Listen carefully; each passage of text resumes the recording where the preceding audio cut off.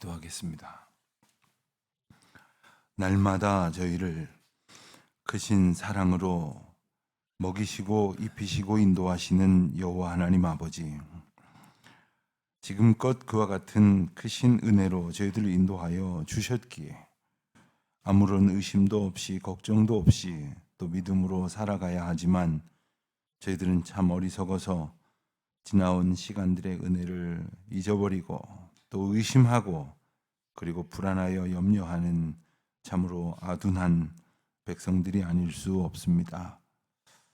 하나님, 이 아침에 다시금 주님의 은혜를 기억하며 또 지난밤 저희들에게 주셨던 평강을 감사하며 기도하오니 오늘도 하나님의 은혜 앞에 그 은혜를 기억하며 온전히 소망하며 살아가는 주의 자녀로 굳건히 서게 하여 주시기를 기도드립니다.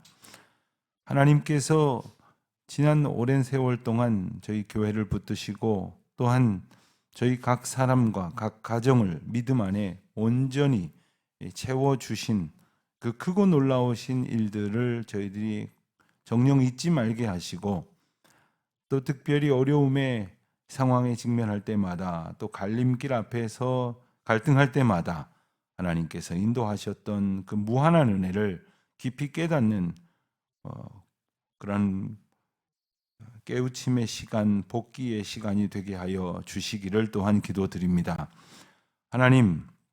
하나님께서는 저희 교회에 참으로 크고 놀라운 은혜의 시간으로 새 예배당을 건축할 수 있는 은총을 베풀어 주셨습니다.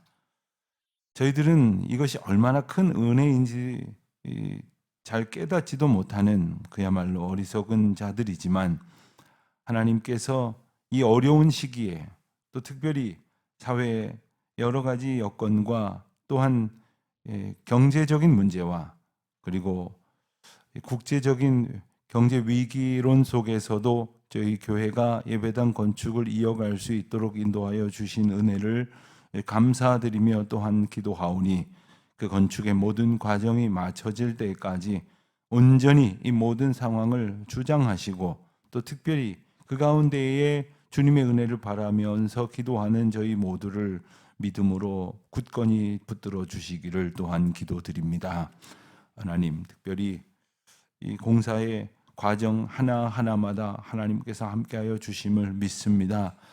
그 자리에서 일하고 저희 대신 수고하는 모든 인부들에게 하나님께서 평강을 더하여 주시옵시고 특별히 어려운 일 만나지 않도록 주님 인도하여 주시사 허탄한 생각들이 다른 사람들의 마음을 괴롭게 하거나 혹은 격동시켜서 그 공사를 방해하는 일이 없도록 주님 도와주시옵시고 또한 예배당이 지어져 올라가는 모습을 보면서 하나님께서 그곳 가운데 역사하실 놀라운 은혜를 모두가 사모하는 그런 소망의 시간이 되게 하여 주시기를 기도드립니다.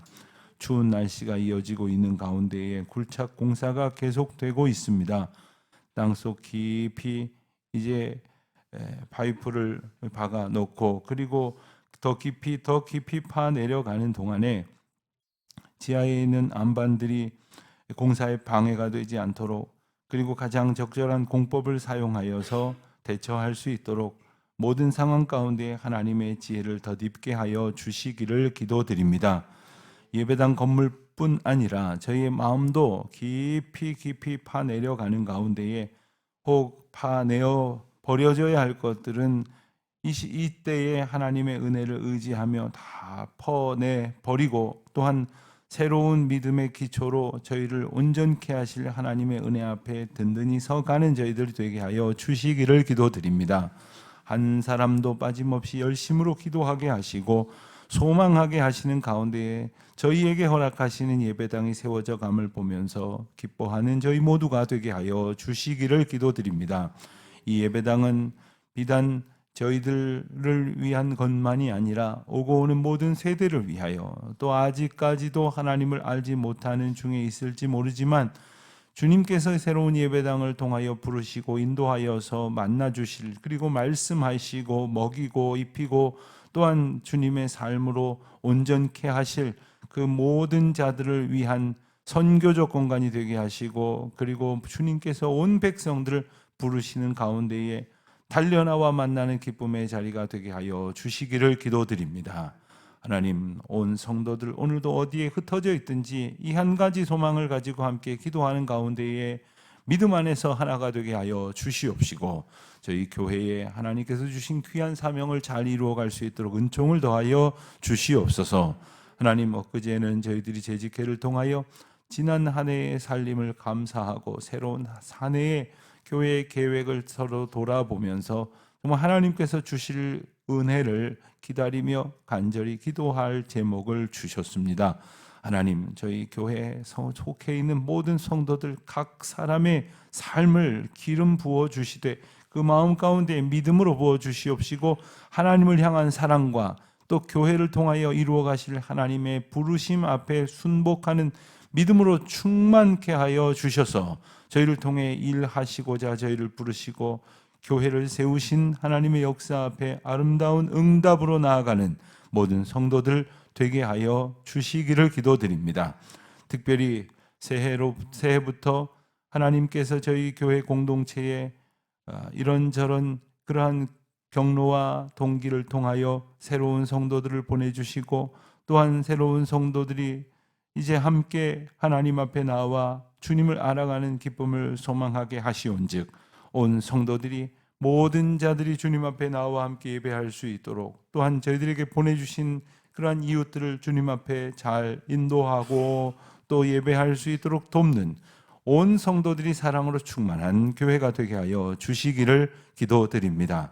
하나님, 세계 각처에 흩어져 있는 우리 선교 동역자님들, 또한 국내외 여러 형편 가운데 애쓰시는 우리 동역자들과 함께 우리가 몸과 마음 다하여 협력할 때에 하늘의 신령한 은혜가 증거되는 계기가 되게 하여 주시옵시고, 저희들 그저 잠시 조금의 수고로 할 일 다 했다 생각하는 것이 아니라 할 수 있는 모든 여건을 다하여 힘을 다하여 저희의 삶이 오직 주님의 말씀을 증거하는 기쁨으로, 또한 그 사랑을 나누는 감사함으로 충만케 하여 주시옵소서.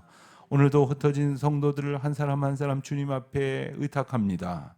특별히 우리 사랑하는 믿음의 가족들, 연로하신 어르신들, 병약한 성도님들, 특별히 마음과 생각과 삶의 여러 가지 헝클어지고 어지러운 것들 때문에 고통하고 있는 우리 모든 성도들과 또 우리 성도들의 가족들 한 사람 한 사람 붙들어 주시기를 원합니다. 저희로서는 이 헝클어진 것들을 바로 잡을 수가 없습니다. 하나님께서 강권적으로 역사하여 주시옵소서. 그 마음의 질서를 허락하여 주시옵시고 평강으로 덧입혀 주시옵소서. 세상의 풍파가 우리를 휩쓸고 가닐지 모르지만 주님께서 덮어주시는 그러한 은혜의 단비를 저희들이 맞을 수 있도록 하여 주시옵시고 평강의 옷을 입게 하여 주시기를 기도드립니다. 하나님, 저희의 마음에 세상이 줄 수 없는 평강으로 위로하여 주시옵시고, 그리고 이제는 어두워져 보지 못하는 듯하지만 그 가운데에 세미한 음성으로 우리를 부르시는 음성 가운데 나아가게 하시고 빛으로 인도하시는 하나님의 그 크신 사랑 앞에 저희들의 갈 바를 밝히 깨달아 알아가는 놀라운 역사가 있게 하여 주시옵소서. 주님, 저희들이 서로 기도하고 특별히 우리 자녀들과 다음 세대를 위해서 기도하고 또한 사랑으로 섬기고 용납하는 가운데에 주의 사랑이 풍성하게 넘쳐나게 하시고 또한 저희에게 베푸신 은혜가 정말 마르지 않는 샘처럼 차고 넘치는 그러한 은혜의 귀한 통로가 되게 하여 주시옵소서. 오늘도 오직 주의 말씀 저희를 채우시고 인도하시고 복되게 하실 하나님의 음성 고하오며 예수 그리스도의 이름으로 기도하옵나이다. 아멘. 마가복음 6장 말씀 계속해서 보겠습니다. 마가복음 6장 30절부터 44절까지 말씀 한 목소리로 봉독하겠습니다. 마가복음 6장 30절부터 44절입니다. 사도들이 예수께 모여 자기들이 행한 것과 가르친 것을 낱낱이 고하니 이르시되 너희는 따로 한적한 곳에 가서 잠깐 쉬어라 하시니 이는 오고 가는 사람이 많아 음식 먹을 겨를도 없음이라. 이에 배를 타고 따로 한적한 곳에 갈새 그들이 가는 것을 보고 많은 사람이 된 줄 안지라. 모든 고을로부터 도보로 그곳에 달려와 그들보다 먼저 예수께서 나오사 큰 무리를 보시고 그 목자 없는 양 같음으로 인하여 불쌍히 여기사 이에 여러 가지로 가르치시더라. 때가 저물어 가매 제자들이 예수께 나와 여짜오되 이곳은 빈들이요 날도 저물어 가니 무리를 보내어 두루 촌과 마을로 가서 무리옷을 사 먹게 하옵소서. 대답하여 이르시되 너희가 먹을 것을 주라 하시니 여짜오되 우리가 가서 200데나리온의 떡을 사다 먹이리까. 이르시되 너희에게 떡 몇 개나 있는지 가서 보라 하시니 알아보고 이르되 떡 5개와 물고기 2마리가 있더이다 하거늘 제자들에게 명하사 그 모든 사람으로 때를 지어 푸른 잔디 위에 앉게 하시니 때로 100명씩 또는 50명씩 앉은지라. 예수께서 떡 5개와 물고기 2마리를 가지사 하늘을 우러러 축사하시고 떡을 떼어 제자들에게 주어 사람들에게 나누어 주게 하시고 또 물고기 2마리도 모든 사람에게 나누심에 다 배불리 먹고 남은 떡 조각과 물고기를 12바구니에 차게 거두었으며 떡을 먹은 남자는 5,000명이었더라. 아멘. 그 유명한 오병이어의 사건이 기록된 본문을 우리가 함께 읽었습니다. 오병이어의 사건을 우리가 잘 알고 있습니다만 오병이어의 사건 바로 앞과 뒤에 어떤 일이 있었는지를 우리가 이제 매일매일 말씀을 읽어가면서 오늘은 함께 볼 수 있게 됩니다. 오늘 말씀이 시작되는 첫 절인 30절에서 사도들이 예수께 모여 자기들이 행한 것과 가르친 것을 낱낱이 고했다 했습니다. 이것은 우리가 읽어온 대로 예수님께서 제자들을 둘씩 파송하셔서 귀신을 쫓는 권능을 그들에게 주시고 복음을 들고 보내셨다가 그 사역을 마치고 돌아온 이들이 마치 이제 귀환 보고를 하는 그러한 장면입니다. 자기들이 행한 것 그리고 자기들이 가르친 것, 복음을 전하면서 있었던 일을 돌아와서 예수님께 아뢰게 되었습니다. 그러니까 이 내용은 연결되어진 상황인 것이죠. 그 가운데에 이제 어제 보았던 세례 요한의 죽음에 얽힌 이야기가 이제 삽입되어 있는 겁니다. 그 이유가 이제 잠시 뒤에 보게 될 텐데 31절에 보면 예수님께서 그 사역을 마치고 조금은 지친 채 돌아온 제자들에게 이렇게 말씀하십니다. 너희는 따로 한적한 곳에 가서 잠깐 쉬어라. 이렇게 말씀을 하셨습니다. 그 이유를 부연하기를 오고 가는 사람이 많아서 음식 먹을 겨를도 없음이라. 사실 바쁜 것은 참 귀한 것입니다만은 할 일이 있으니까요. 그리고 그 바쁜 가운데에 사명을 다할 수 있다는 것은 참 감사한 일입니다만 그 가운데 우리가 치명적인 일로 되어질 수 있게 경계해야 될 것은 지칠 수밖에 없다는 겁니다. 교회 일도 또 우리가 세상에서 맡은 사명도 기쁨으로 열심히 감당하고 그 가운데 쓰임받는 감격으로 충만한 것은 참 좋으나 때때로 이렇게 지치지 않도록 자신을 잘 돌아보아야 하고 그리고 잠깐 쉬면서 주신 은혜를 이렇게 묵상하고 그리고 되새기고 그리고 내가 가고 있는 방향이 잘 가고 있는 것인지를 점검하고 무엇보다도 인도하시는 하나님 앞에 온전히 방향을 계속해서 재정립을 해야 하는 것입니다. 오케스트라 공연을 이렇게 보게 되면 시작하기 전에 줄을 맞추죠. 그리고 가만히 유심히 보면 특별히 현악기 연주자들을 보면 한 곡 끝날 때마다 소리가 크게 나지 않게 하면서 계속해서 줄을 맞춥니다. 한 곡 하면서 얼마나 그 텐션이 가해졌다고 흐트러지겠습니까마는 계속해서 자신을 점검하는 겁니다. 믿는 자의 점검은 마땅히 하나님 앞에서 우리를 인도하시는 영적인 그러한 은혜 앞에서 이루어져야 할 것입니다. 그저 분주하게 조금의 일을 했다고 여기저기 떠버리면서 내가 이런 일도 했다고 저런 일도 했다고 그래서 간증은 참 좋은 일이지만 간증을 그런 면에서 경계하는 그러한 지적도 있습니다. 어떤 때 제가 어느 분의 간증 집회를 제가 들은 적이 있는데 가만히 보니까 얼마 전에 그분이 들었던 또 다른 간증 집회와 이야기가 많이 좀 달라졌더라고요.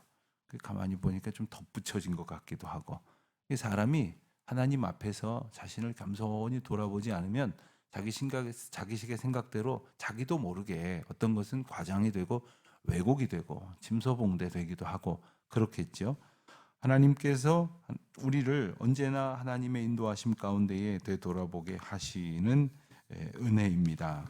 32절 보니까 그래서 이제 배를 타고 따로 한적한 곳으로 가려고 했는데 사람들이 그것을 보았습니다.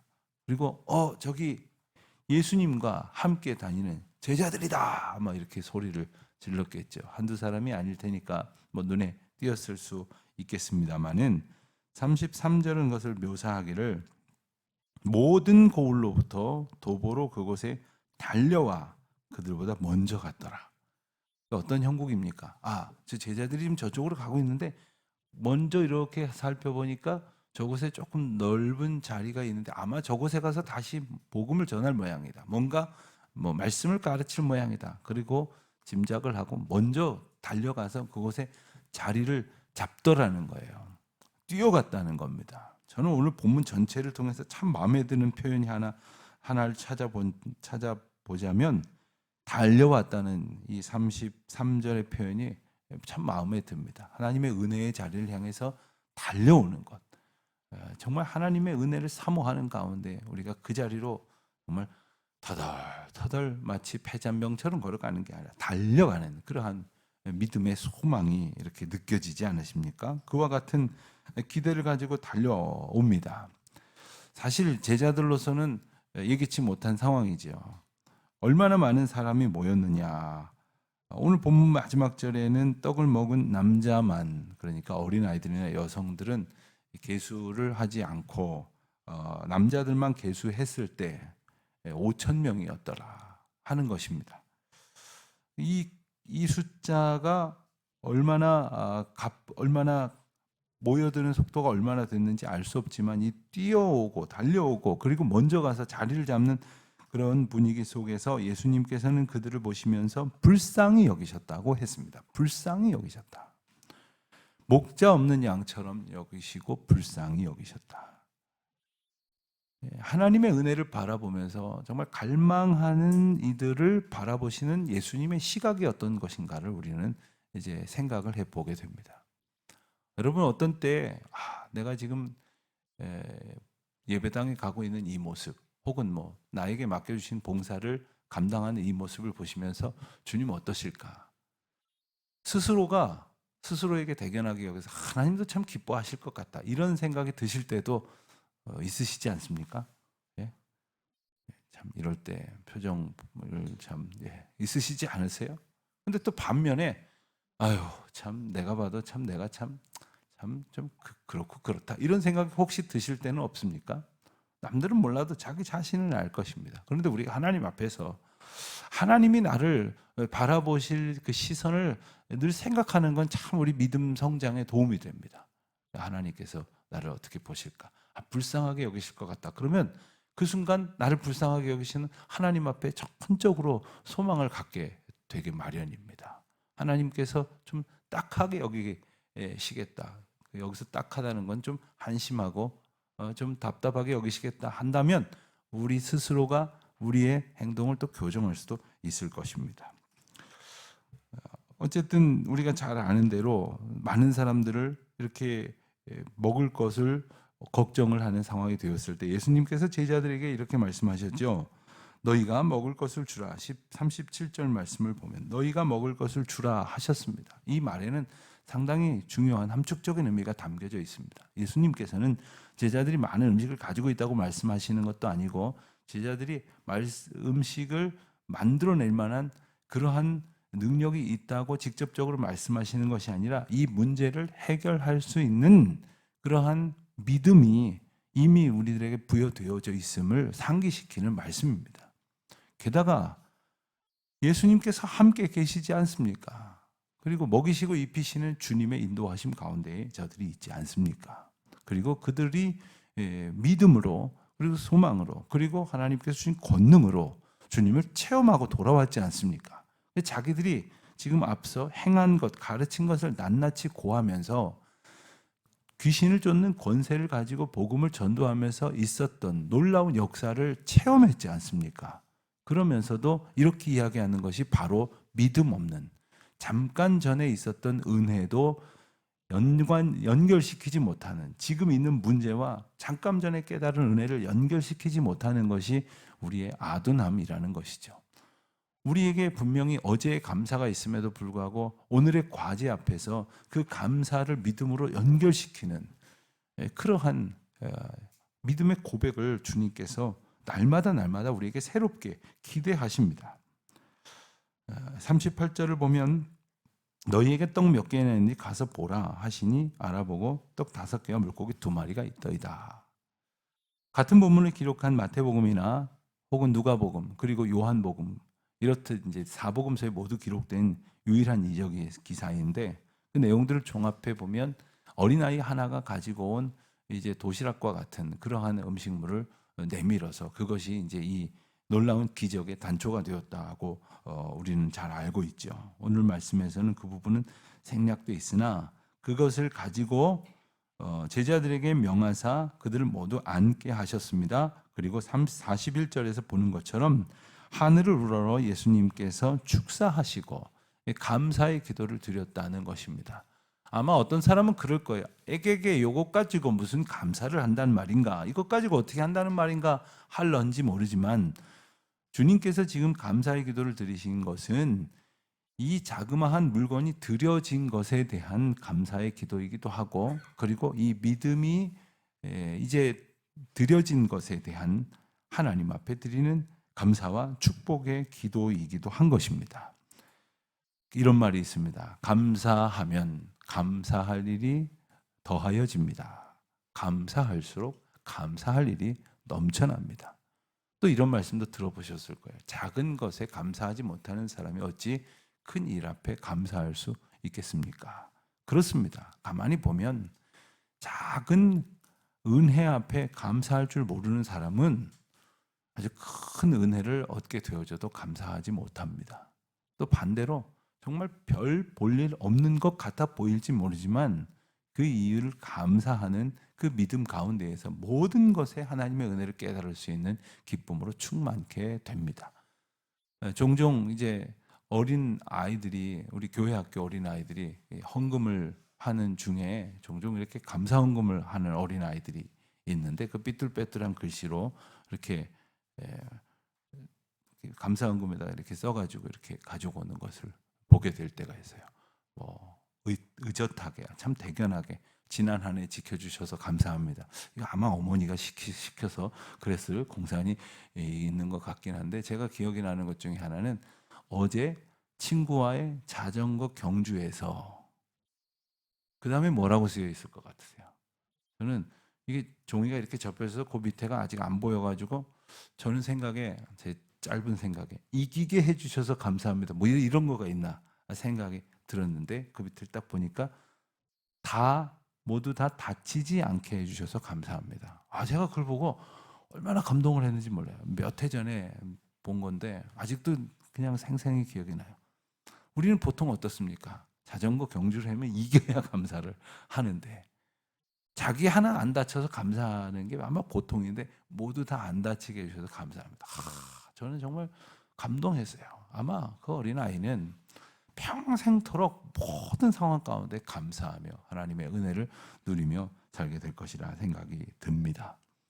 오병이어의 말씀을 보면서 맨 마지막 장면을 우리는 잊을 수가 없습니다. 다 배불리 먹고 남은 것이 12조각, 12바구니나 차게 되었고 그리고 5,000명이나 되었더라. 여러분 오늘 바로 앞에 어떤 장면이 있었습니까? 헤롯 안티파스가 베푼 그 연회장에 많은 사람들이 모여 있었고 그 음란한 파티가 벌어졌을 때 그곳에서 주흥에 겨운 그 왕이 호기를 부리면서 그들을 기쁘게 했던 그 살로메 딸에게 너가 원하는 거 뭐든지 주겠다. 세례요한의 목을 가져와서 그 참극을 벌이는 그러한 어처구니 없는 그러한 현장을 우리가 봤습니다. 아마도 그곳에는 먹을 것이 풍족했을 거예요. 그러나 그와 같은 엄청난 비극이 펼쳐지고 말았지만 오늘 본문이 펼쳐지는 이 장면에서는 정말 먹을 것이 너무나 없어서 걱정을 하고 있는 상황이었을지 모르지만 하나님 앞에 드려진 작은 헌신과 그리고 예수님의 축복과 감사의 기도, 그리고 모든 사람들이 순종하여 그 자리에서 예수님이 행하시고 나누시는 음식을 감사함으로 받았을 때 이곳은 이적이요 사랑이요 풍성한 이 생명의 자리가 되고 이 큰 기쁨을 우리에게도 증거하게 하십니다. 오늘도 우리가 하나님의 은혜를 구하면서 살아갈 때 내가 내 식탁을 차리느라고 분주해서는 정말 우리가 먹고 사는 것이 너무 힘들어질 것입니다. 그러나 주님 앞에 인도하심을 온전히 의지하고 주께서 주시는 은혜로 감사하고 오늘 조금 주시면 조금 주시는 대로 감사하고 넉넉히 주시면 넉넉히 주시는 대로 감사하여 또 주시는 은혜 가운데에서 하나님 앞에 드리고 또 이웃과 사랑으로 나누며 그 풍성한 은혜를 넘쳐내는 귀한 통로로 쓰임받고 살아가시기를 축원드립니다. 하나님 아버지, 오늘도 저희들을 하나님의 은혜 가운데 굳건히 붙들어 주시옵소서. 믿음 없는 저희들이지만 불쌍히 여기시고 주의 사랑을 깨달을 때마다 감사하며 찬송하며 증거하는 주의 자녀로 살게 하옵소서. 예수님의 이름으로 기도드립니다. 아멘.